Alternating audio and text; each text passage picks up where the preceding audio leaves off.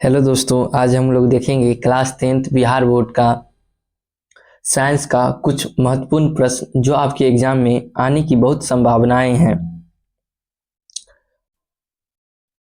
तो हमारा पहला प्रश्न है, फोकस दूरी f तथा वक्रता त्रिज्या r के बीच संबंध होता है। क्या संबंध होता है? तो क्या संबंध होता है? r बराबर f/2, b बराबर f/0.5r, c बराबर f/r, या इनमें से कोई नहीं। फोकस दूरी तथा वक्रता त्रिज्या r के बीच संबंध होता है। तो f बराबर होता है r/2। क्या होता है? f बराबर r/2। ठीक है, तो क्या संबंध होता है? तो f बराबर r/2 या f बराबर r/2 या हो जाएगा इसका। तो इसका आंसर हो जाएगा ऑप्शन नंबर बी। कौन सा? Option number B. हमारा अगला क्वेश्चन है कि कौन सा दर्पण काल्पनिक तथा छोटा प्रतिबिंब बनाता है? कौन सा दर्पण काल्पनिक तथा छोटा प्रतिबिंब बनाता है? तो वो होता है उत्तल दर्पण। तो ऑप्शन नंबर बी, उत्तल दर्पण। आपसे ये भी पूछ सकता है कि गाड़ी के साइड में कौन सा दर्पण का उपयोग होता है? तो वो उसमें भी होता है उत्तल दर्पण का। किसका? उत्तल दर्पण का। हमारा अगला क्वेश्चन है, कौन सा गोलीय दर्पण का उपयोग वास्तविक एवं बड़ा प्रतिबिंब बनाने में किया जाता है? कौन सा गोलीय दर्पण का उपयोग वास्तविक एवं बड़ा प्रतिबिंब बनाने में किया जाता है? तो उसका ऑप्शन हो जाएगा आपको आंसर नंबर ए, अवतल दर्पण का। किसका? अवतल दर्पण का। आपसे ये भी पूछ सकता है, दाढ़ी बनाने में कौन सा दर्पण का उपयोग होता है? तो अवतल दर्पण का। हमारा अगला क्वेश्चन है, जब प्रकाश की किरण गोलीय दर्पण के वक्रता केंद्र से गुजरता है तो किरण का परावर्तक कोण होता है? 90 डिग्री, 0 डिग्री, 60 डिग्री, 30 डिग्री। तो वो हो जाएगा आपको 0 degree. Option number B, 0 degree. हमारा अगला क्वेश्चन है, प्रकाश की एक किरण जब आयताकार कांच के सिल्ली पर अभिलंब से 60 डिग्री के कोण पर आपतित होती है तब निगत कोण क्या होगा? 90 डिग्री, 0 डिग्री, 60 डिग्री, 30 डिग्री। तो इसका हो जाएगा 60 डिग्री। कौन सा? Option number C, 60 degree. हमारा अगला क्वेश्चन है, एक लेंस की क्षमता +1d है तब उसकी फोकस दूरी होगी। तो कितना हो जाएगी फोकस दूरी? तो 100। कितना हो जाएगी? 100 सेंटीमीटर। कितना? 100 सेंटीमीटर। हमारा अगला क्वेश्चन है, एक बीम समतल दर्पण के सामने 20 सेंटीमीटर की दूरी पर रखी है। प्रतिबिंब की दूरी बीम से कितनी होगी? 20 सेंटीमीटर, 40 सेंटीमीटर, 10 सेंटीमीटर, या इनमें से कोई नहीं। तो कितनी हो जाएगी? 40 सेंटीमीटर। कितनी? 40 सेंटीमीटर। Option number B. हमारा अगला क्वेश्चन है, किसी लेंस की क्षमता का एसआई मात्रक है। किसी लेंस की क्षमता का एसआई मात्रक है डायोप्टर, प्रति मीटर, ए और बी दोनों, इनमें से कोई नहीं। तो इसका हो जाएगा ए और बी दोनों। ऑप्शन नंबर सी, ए और बी दोनों। हमारा अगला क्वेश्चन है, मानव नेत्र में किसी बीम का प्रतिबिंब बनता है रेटिना पर, रेटिना के आगे, रेटिना के पीछे, इनमें से कोई नहीं। तो इसका ऑप्शन हो जाएगा ऑप्शन नंबर ए, रेटिना पर। किस पर? रेटिना पर। हमारा अगला क्वेश्चन है, एक स्वस्थ नेत्र के लिए स्पष्ट दृष्टि का न्यूनतम दूरी क्या होगा? 25 सेंटीमीटर, 30 सेंटीमीटर, 20 सेंटीमीटर, इनमें से कोई नहीं। तो इसका ऑप्शन नंबर ए, 25 सेंटीमीटर। कितना? 25 सेंटीमीटर। हमारा अगला क्वेश्चन है, किसी मानव नेत्र का दूर बिंदु होता है। किसी मानव नेत्र का दूर बिंदु होता है अनंत पर, फोकस पर, वक्रता त्रिज्या पर, इनमें से कोई नहीं। तो अनंत पर। ऑप्शन नंबर ए, अनंत पर। कहां पे? अनंत पर। एम्पियर सेकेंड किस भौतिक राशि का मात्रक है? एम्पियर सेकेंड किस भौतिक राशि का मात्रक है? तो आवेश का। एम्पियर पर सेकेंड किसका? आवेश का। ऑप्शन नंबर बी, आवेश का।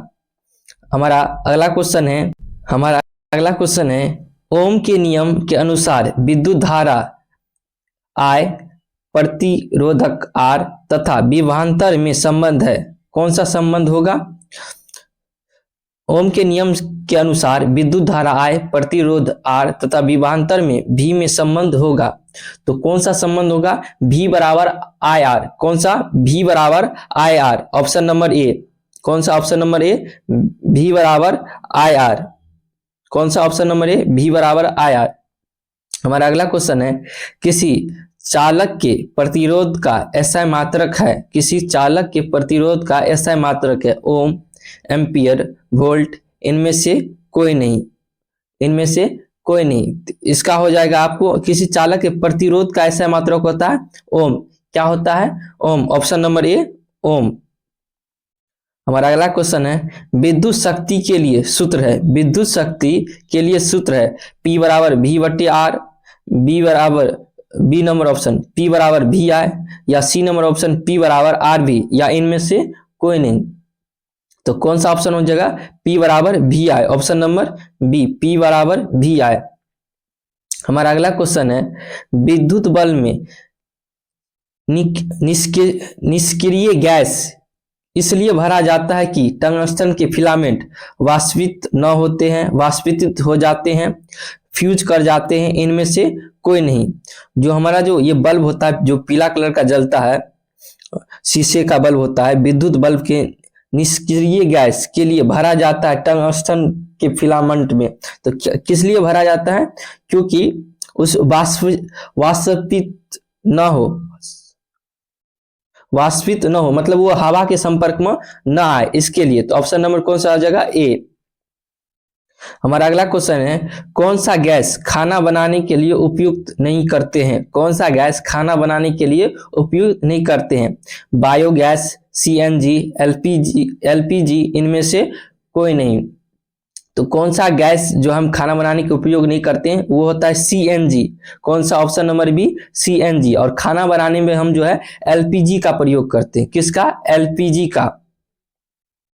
हमारा अगला क्वेश्चन है, निम्न में से कौन डिश धारा उत्पन्न करता है? निम्न में से कौन DC मतलब डिस्टी धारा उत्पन्न करता है, DC करंट उत्पन्न करता है? तो कौन सा हो जाएगा इसमें? बैटरी, जनरेटर, विद्युत मोटर, ए और सी दोनों। तो इसमें हो जाएगा ए और सी दोनों, बैटरी और विद्युत मोटर, बैटरी और विद्युत मोटर। हमारा अगला क्वेश्चन है, निम्न में से कौन सा भाग विद्युत मोटर का नहीं है? निम्न में से कौन सा भाग विद्युत मोटर का नहीं है? नाल चुंबक, वर्ष, धारावाही कुंडली, लेंस। तो ये लेंस हो जाएगा। Option number D, lens. Lens जो है चश्मे में लगता है, ये मतलब जनरेटर में उपयुक्त नहीं होता है। हमारा अगला क्वेश्चन है, CNG किस प्रकार का गैस है? CNG किस प्रकार का गैस है? CNG कार्बन गैस है, CNG सपीड़ित प्राकृतिक गैस है, CNG जलवित गैस है, इनमें से कोई नहीं। तो इसका हो जाएगा CNG जल पीड़ित प्राकृतिक गैस है। Option number B. क्या हो जाएगा? Option number B. हमारा अगला क्वेश्चन है, सौर ऊर्जा एक अनवीकरणीय स्रोत है, नवीकरणीय स्रोत है, ए और बी दोनों, या इनमें से कोई नहीं। तो कौन सा ऑप्शन हो जाएगा? ऑप्शन नंबर बी, नवीकरणीय स्रोत। कौन सा? नवीकरणीय स्रोत। मतलब सौर ऊर्जा को हम बार बार प्राप्त कर सकते हैं, उसे हम नवीकरणीय स्रोत कहते हैं। जिसे हम दोबारा प्राप्त न कर सके उसे हम अनवीकरणीय स्रोत कहते हैं। हमारा अगला क्वेश्चन है, जो ईंधन जलने पर कम धुआं और अधिक ऊष्मा उत्पन्न करता है वह कहलाता है उत्तम ईंधन, खराब ईंधन, अति खराब ईंधन, इनमें से कोई नहीं। तो वो क्या कहलाता है आपको? उत्तम ईंधन। कौन सा ईंधन? उत्तम ईंधन। Option number A. हमारा अगला क्वेश्चन है, यदि धारा का मान तथा दिशा दोनों समय के साथ बदलता है तब धारा कहलाता है पर्यावर्ती धारा, दृष्टि धारा, ए और बी दोनों, इनमें से कोई नहीं। तो क्या हो जाएगा? पर्यावर्ती धारा। जब दिशा के साथ समय, दिशा और समय दोनों बदले तो वो कौन सा धारा होगा? पर्यावर्ती धारा। ऑप्शन नंबर ए, पर्यावर्ती धारा। हमारा अगला क्वेश्चन है, साग सब्जी का विघटित होकर कंपोस्ट बनना किस प्रकार की अभिक्रिया है? साग सब्जी का विघटित होकर कंपोस्ट बनना किस प्रकार का अभिक्रिया है? तो वो है ऊष्माक्षेपी। कौन सा अभिक्रिया? ऊष्माक्षेपी। ऑप्शन नंबर बी, ऊष्माक्षेपी। हमारा अगला क्वेश्चन है CuO plus H2O, Cu plus H2O किस प्रकार की अभिक्रिया है? उपचयन, अपचयन, उदासीनीकरण, रेडॉक्स अभिक्रिया। तो ये कौन सा अभिक्रिया है? तो ये है रेडॉक्स अभिक्रिया, जिसमें ऑक्सीजन और हाइड्रोजन का निकर्षण होता है। तो ऑप्शन नंबर डी, कौन सा? Option number D. हमारा अगला क्वेश्चन है, जल के एक अणु में हाइड्रोजन एवं ऑक्सीजन के परमाणु की संख्या का अनुपात होता है, तो कितना कितना अनुपात होता है? तो वो होता है 2:1। कितना? 2:1। ऑप्शन नंबर कौन सा हो जाएगा? बी, 2:1।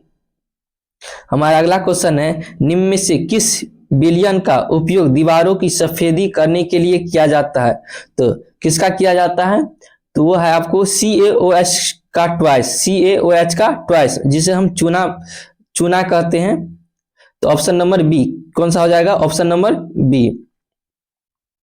हमारा अगला क्वेश्चन है, सोडियम कार्बोनेट के जलीय घोल में मिथाइन ऑरेंज का घोल मिलाने पर घोल का रंग परिवर्तन होकर कैसा हो जाता है? पीला, लाल, हरा, नीला। तो हो जाता है वो कैसा? पीला। ऑप्शन नंबर ए, पीला। हमारा अगला क्वेश्चन है, मधुमक्खी का डंक एक अम्ल छोड़ता है जिसके कारण दर्द और जलन का अनुभव होता है। ये अम्ल होता है, मतलब मधुमक्खी के डंक में कौन सा अम्ल होता है? तो मधुमक्खी के डंक में आपको जो मेथाइक अम्ल होता है। कौन सा अम्ल? मेथाइक अम्ल। ऑप्शन नंबर ए, मेथाइक अम्ल। हमारा अगला क्वेश्चन है, अम्लीय वर्षा के जल का पीएच मान होता है। अम्लीय वर्षा का जल का पीएच मान होता है, तो कितना से कितना होता है? तो वो होता है आपको 5.6 से कम। ऑप्शन नंबर बी, 5.6 से कम। हमारा अगला क्वेश्चन है, खरिया का रासायनिक सूत्र होता है। खरिया का जो है रासायनिक सूत्र होता है, तो खरिया का जो रासायनिक सूत्र हो जाता है आपको CaCO3। Option number C, CaCO3। हमारा अगला क्वेश्चन है, आयोडीन युक्त नमक है। आयोडीन युक्त नमक है NaCl plus Ki, NaCl KiO3, ए और बी दोनों या इनमें से कोई नहीं। तो कौन सा होगा आपको? Option number C. Option number C, A और बी दोनों। हमारा अगला क्वेश्चन है, अम्ल और क्षार आपस में अभिक्रिया कर बनाते हैं। अम्ल और क्षार आपस में अभिक्रिया करके क्या बनाते हैं? तो वो आपको बनाते हैं लवण। क्या बनाते हैं? लवण। ऑप्शन नंबर सी, लवण। हमारा अगला क्वेश्चन है, निम्न में से कौन सा धातु अधिक अभिक्रियाशील धातु है? निम्न में से कौन सा धातु अधिक अभिक्रियाशील धातु है? तो कौन सा? तो वो हो जाएगा पोटेशियम। कौन सा? Potassium. Option number D, potassium. हमारा अगला क्वेश्चन है, निम्न में से कौन विद्युत का सुचालक है? निम्न में से कौन विद्युत का सुचालक है? तो कौन सा हो जाएगा आपको सुचालक? Graphite, iodine, chlorine, silicon. तो कौन सा हो जाएगा आपको? ये हो जाएगा सी नंबर, ग्रेफाइट। कौन सा? ग्रेफाइट। एल्युमिनियम पर मोटी ऑक्साइड की परत बनाने की प्रक्रिया कहलाती है। वो कौन सी प्रक्रिया कहलाती है? तो वो एनोडीकरण कहलाती है। कौन सी प्रक्रिया? एनोडीकरण। ऑप्शन नंबर बी, एनोडीकरण प्रक्रिया। हमारा अगला क्वेश्चन है कि क्लोरीन परमाणु के बाह्यतम कोश में इलेक्ट्रॉनों की संख्या कितनी होती है? क्लोरीन परमाणु के बाह्यतम कोश में इलेक्ट्रॉनों की संख्या कितनी होती है? तो क्लोरीन की बाह्यतम कक्षा में इलेक्ट्रॉनों की संख्या जो आपको हो जाती है 6। कितनी हो जाती है? 6। Option number B. हमारा अगला क्वेश्चन है, इलेक्ट्रॉनों के स्थानांतरण से बने यौगिक कहलाते हैं। इलेक्ट्रॉनों के स्थानांतरण से बने यौगिक क्या कहलाते हैं? तो वो कहलाते हैं विद्युत संयोजी। कौन सा? क्या कहलाते हैं? विद्युत संयोजी। ऑप्शन नंबर बी, विद्युत संयोजी। हमारा अगला क्वेश्चन है, बॉक्साइट किस धातु